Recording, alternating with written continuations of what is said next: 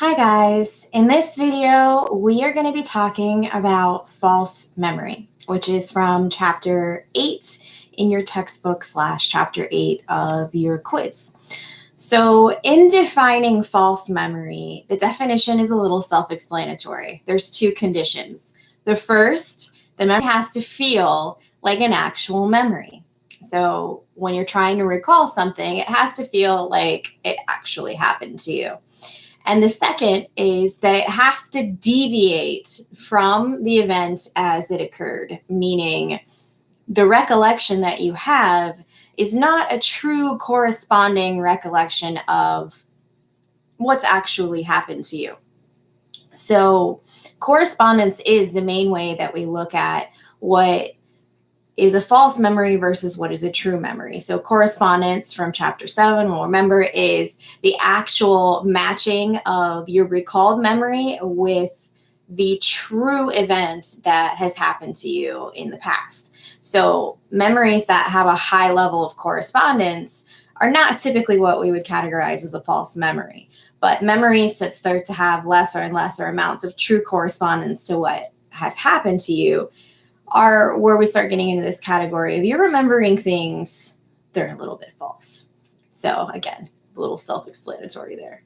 But the main researcher that you're going to see in your chapters, or you're going to hear even in other courses where you're talking about maybe legal psychology, is Elizabeth Loftus. She is the OG false memory researcher. And if you go look through the memory video list, there is a TED talk by her. It's really good. I think it's like 17 or 18 minutes long. And she goes through different aspects of false memory in terms of her experimentation and her interactions with people from our actual justice system. So Elizabeth Loftus's primary contribution here is through the different definitions and categorizations of false memory. Why does it happen? What does it mean? And how can we really tell whether or not false memories exist? So she posited something called the misinformation effect, which is that we have false memories not because we necessarily encode memories incorrectly, but because we get some sort of information afterwards that skews the way that the memory is recalled in the future, this being the misinformation effect. So you can experience something as it happens, and then you can have someone come to you and give you information that is about the memory that you've had, and it can change the way that you recall certain things. And again, this is really important in terms of legal psychology, and especially important in terms of eyewitness testimony in serious crimes. So what causes misinformation to have such an impact on our memory can come from a couple of different things. One is the level of suggestibility, which when we're talking about very, very young children and people who are at the other end of life, of our little life curves, we've got very, very young and very, very old.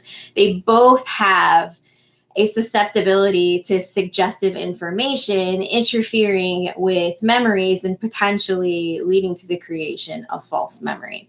So the incorporation of information from other sources, these people are much more susceptible if they have a heightened sort of tendency to give in to suggestible information. So two other things that are tied to suggestibility are source monitoring and reality monitoring. And we've talked about these a little bit before. Source monitoring being our ability to remember or recall or pinpoint the source of where we learned particular information. And reality monitoring being whether or not we can tell if something really has or really hasn't happened. So you'd have poor reality monitoring if you had a dream, you woke up, you punched your significant other because they were in your dream and they did something wrong by you. And when you woke up, you felt like they actually did something wrong by you. So you had a little bit of reality monitoring error there. You think, okay, they really did this. It wasn't just something that was in a dream. And then they pay the price for it. They probably deserved it, right? They probably did something else. Forgot. PowerPoint. It's ridiculous on here. So one of the methods by which we study false memory is called the Dease Roediger-McDermott procedure. And before I tell you exactly what this is, I'm going to read you some words. So pay close attention. Hot, snow, warm, winter, ice, wet, frigid, chilly, heat, weather, freeze, air, shiver, Arctic, and frost. So in the DRM procedure, you'd be read or be given a list to read personally like this, which will vary in the amount of items that the list has, but they're probably going to be somewhat related. And then maybe I would give you a period of time where I asked you to do another task, or I just gave you a 10 or 20 minute window between coming back in and actually asking you about the list that I showed you. And then I would ask you something like, do you recall the word cold being on the list that you just read? Now you, being super, super smart, perceptive college students, will probably go, no, cold wasn't on the list. I was paying very close attention because I knew that you were asking me something that dealt with false memory. So you might say no. But a lot of people would say yes, cold was on that list, because when you look at some of these words, chilly, freeze, air, shiver, Arctic, frost, the relationship between cold is there. So cold here, if you did say that you remembered me saying it, would be what we call a critical intrusion. It's a word that you remember being on the list, but it wasn't necessarily there. And the reason why people make critical intrusions is not that, again, we have some inherently flawed memory of what was read to us, but because when we're given this list of information, we have a tendency to encode and remember something called the gist of the list as opposed to the individual components. And maybe we can attribute this to working memory and trying to chunk things into categories of meaning. So the false memory is created here in the moment that you recall cold as being read to you, not necessarily that cold was related to anything on the list. So you're remembering the gist. The gist of that list was cold, at least towards the end it was, and you recalled cold as being said in the list because it was so closely related. Proof that you can have a false memory and that we can create false memories in you just by reading you a list of words. So what makes it the false memory again? Did it really happen? No, I didn't say it. But did you feel like it really happened? Probably, if you said yes. So why the DRM produces false memory is, number one, contextual association, which ties into the critical intrusion and the activation, which you're mistaking for actual memory. And the second being something called the fuzzy trace theory, which is the theory that directly posits this gist of the list, meaning that when you encode items, they're not encoded literally, but more in terms of their overall meaning. So Loftus, back to Loftus, the way that Loftus primarily, or the very first experimentation that Loftus did in terms of trying to prove that false memory existed is through something called the false memory induction procedure. So this one involves a little bit of deception, which we do try to avoid in psychology research, but sometimes it's necessary as long as the outcome of the experiment, number one, doesn't cause too much trauma to the person, and number two, whatever risk it has to the individual is negligible in terms of the benefit that it can provide to the overall population or body of research. So deception in the case of creating false memories, as long as we're doing it in a controlled situation, it's not that bad. We don't really want to be deceiving people in general, though. So in the false memory induction procedure, an experimenter, like Loftus and the people that she experiments with, would repeatedly ask about an event that the participant has never experienced, but the researcher or the confederate who's ever interacting with the participant will be adamant that it actually happened. So the more something is presented to you and the more credible the source is that presents a certain amount of information to you, the easier it is for you to then start thinking that maybe you really did remember something that didn't actually happen. And in this technique, an example of this would be something like you would go in to, sorry, I'm messing with PowerPoint. It's just scrolling all over the place. So you would go into an experiment and you would sit down with whoever's running the experiment, and it would be you and somebody that was very credible to you, somebody close to you that would know whether or not something did or didn't happen to you. So in my case, it'd probably be my mom. So my mom and I walk into the experimenter's office, and the experimenter sits down and goes, "Hey, remember that time that you got lost in the mall and it was extremely traumatic? Totally lost you. You ended up in the food court. You were trying to smuggle cookies out of Mrs. Fields, and you got caught, and the police officers were not happy, and your mom was crying in the middle of Sears, which probably soon won't exist anymore. And you had to be, whatever, however that story ends." And then you're sitting there and you're like, that obviously did not happen to me. I had a deathly fear of cookies when I was a child. There's no way I was trying to go in and steal them from the food court. Whatever it is, your reasoning of why it didn't happen to you. But then the person that you respect and you trust in terms of their information sits down and corroborates what the experimenter said and goes, "You know what? You totally got lost in the mall. And as a matter of fact, the reason why you have such a cookie phobia is because you associate cookies with the police now, you little thief. And it was this traumatic family event. How could you not remember it?" And then now you've got the experimenter and the person that you trust to know these things about your life. They're together. They're saying, yes, this did actually happen to you. So while this doesn't work 100% of the time to have the participant feel the memory of what actually happened, like about 50% of the time, somebody who's participating in this experiment will go, "You know what? I do remember the time that I was lost in the mall. No wonder Cookie Monster is really frightening to me. He's really terrifying. You know what? I knew there was a reason why I had an irrational fear of a Muppet. And it's because this happened to me." And then afterwards, you would get debriefed and they would explain to you that it was for the sake of an experiment and that your family member was in on it the whole time. And they were just corroborating this false story to prove the fact that if you do have someone that you're susceptible to in terms of suggestibility and something's repeated to you as if it did happen, meaning that there was specific wording involved, that you could remember something that didn't actually happen. So a technique that can lead to this without it actually being in an experimentation sort of context is participating in hypnosis or regression therapies.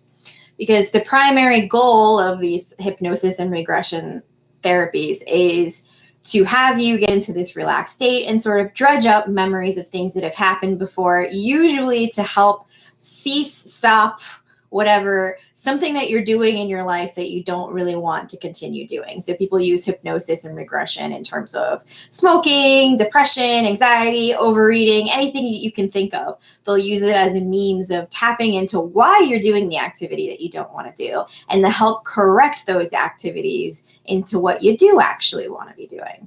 But part of this regression is bringing up memories that are in this false memory category. So they involve a lot of imagination, picture yourself in a certain scenario where you're doing something, or do you have a pattern of dreams? Is there a particular theme in your dreams and you elaborate on it, and before you know it, these dreams start becoming realities to you because you've elaborated so deeply upon them and the imagery is so prominent in your mind when you recall them. So now suddenly when you punch somebody because you wake up and you think that happened to them, now you're holding whole grudges, running around, beating up on anyone with anything related to Sesame Street because it's related to cookies. No, not really. I've taken this way too far. Next time I see a Cookie Monster, we'll see if I'm negatively impacted by it. So Loftus is not a huge fan of hypnosis and those types of therapies because the rehearsal of that type of information leads to false memory to some extent.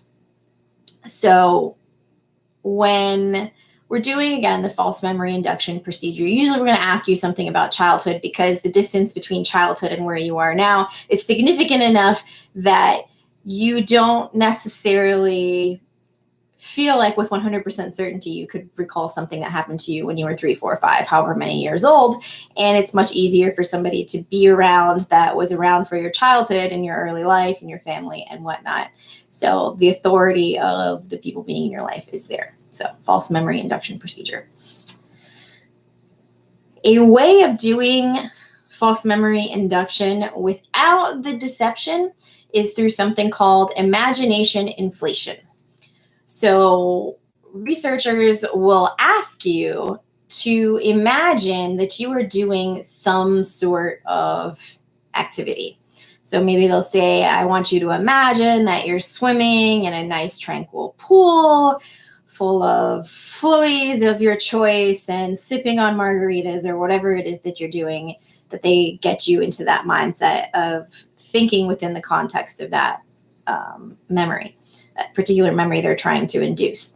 So then after asking you all of these imagery questions, projecting yourself into something in the future, not asking you to delve into the past of a time where you have ever swam in a pool and sipped on margaritas, but they ask you to put yourself into a present tense of doing that. And then they would ask you similar questions as the false memory induction procedure. And if I asked you questions pertaining to something that would involve sitting in a pool or on a beach somewhere sipping margaritas, and now you're in that mental context where the imagery has been dredged up and it's present for you, we've kind of primed you to remember things that may not have actually happened, but the imagery is there in your head, so you can picture it. And I believe there was an experiment, and I don't know who did it, but they did this about having people imagine riding in hot air balloons. And to me, that's something that I would remember doing because I've always wanted to do it, but I've always been too scared because a little basket dangling by a glorified lamp is not something that seems safe to me. But they would imagine you soaring above wherever it is in your air balloon and the smell of the propane or whatever it is that they use. And then some people did recall things related to riding in an air balloon if they never had before. So it's a powerful thing, getting your visual imagery in line with these kinds of questions that they might ask you to see if it's possible for you to remember things that didn't actually happen. That is the whole goal here. So there are other things aside from experimental techniques that can lead to false memory. So we talked about hypnosis. Not a very great thing there, hypnosis. I would say that nobody could ever hypnotize me, but I'm talking about like the magicians that go on those shows and they like snap their fingers and you're out, and then you run around on a stage of a talk show somewhere doing something crazy, and then they're like, and you're awake. You're like, I don't remember that. That's not the hypnosis we're talking about here. Psychological hypnosis is kind of like a meditative state that you get into where we're relaxing you and trying to get to deeper, more pertinent issues that may be under the surface. So that's the hypnosis we're talking about here.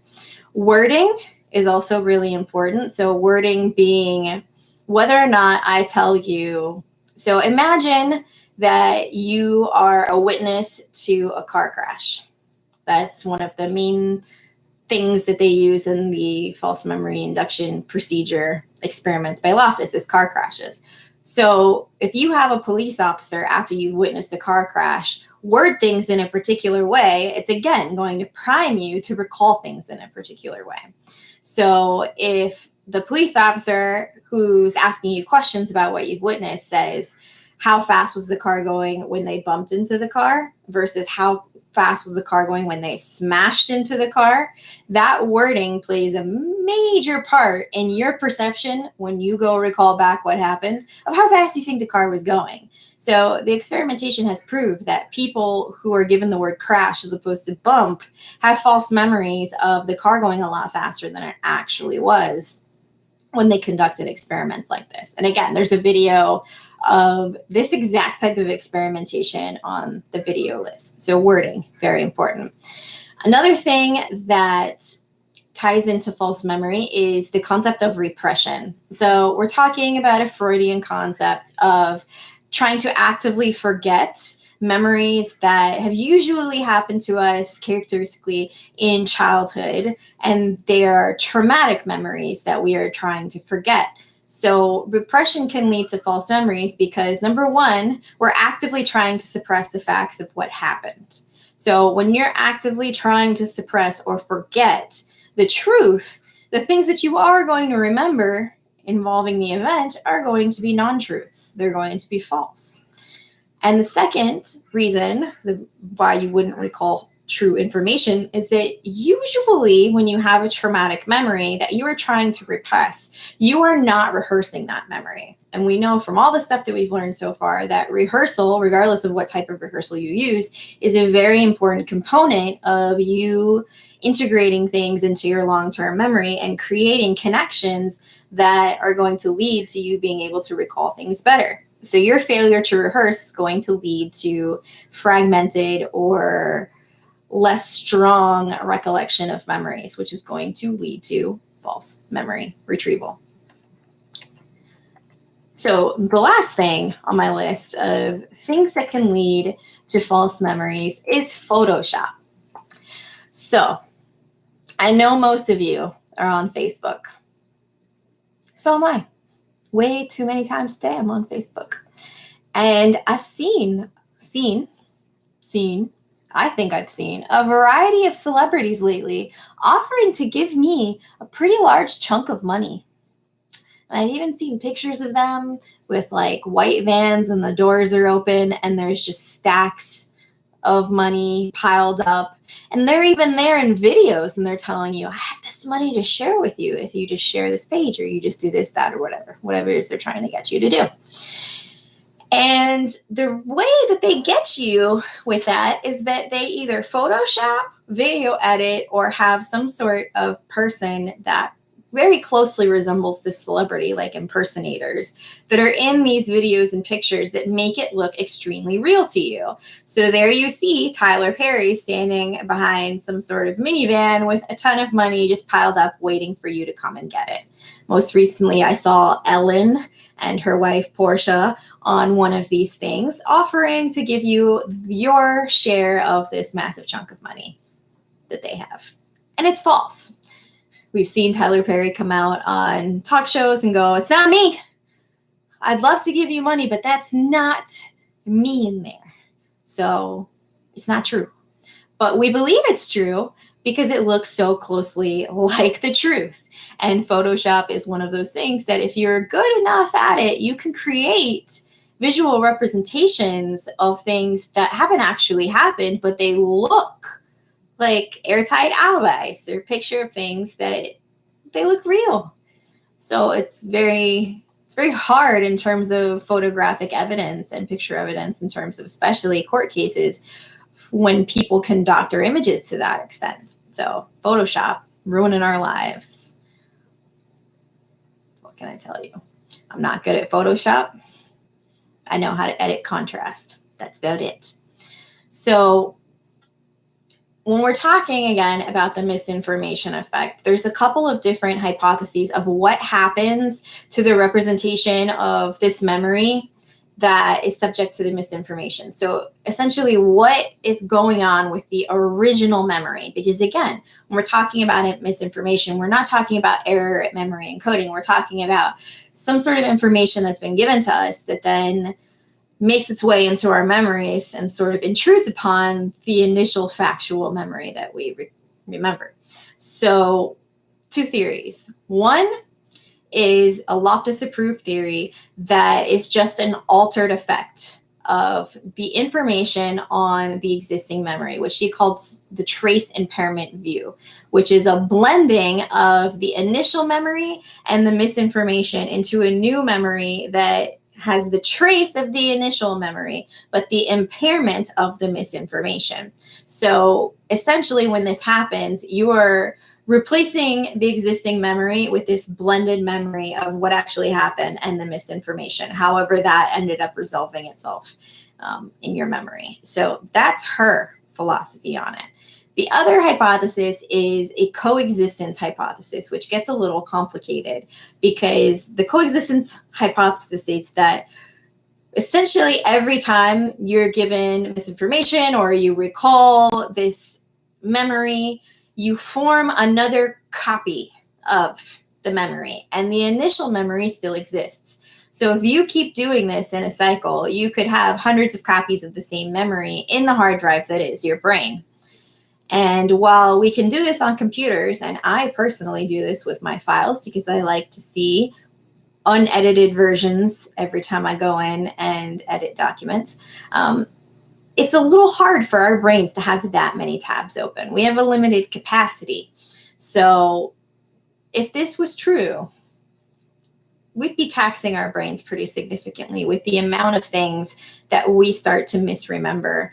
Just opening tab, opening tabs, opening tabs. Our brain would stop working.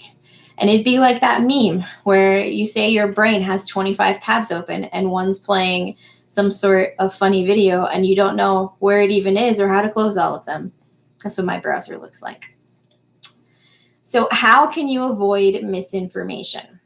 One of the important newer techniques in terms of interrogation in the context of legal psychology is through cognitive interviewing. But you can do this with or without it being subject to the legal system. But in a cognitive interview, it was designed for police investigators, but again, it can be used by anybody.